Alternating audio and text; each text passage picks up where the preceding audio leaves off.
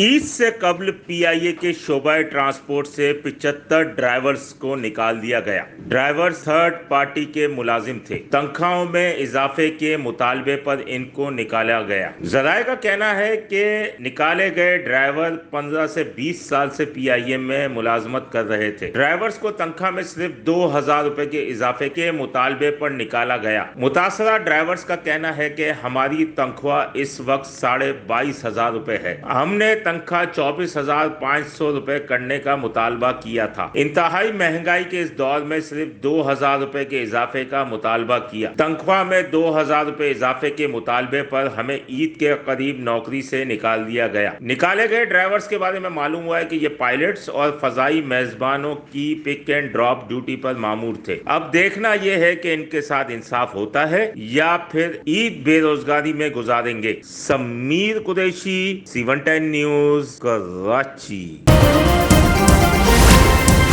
C110 news, خبر کی اصل خبر۔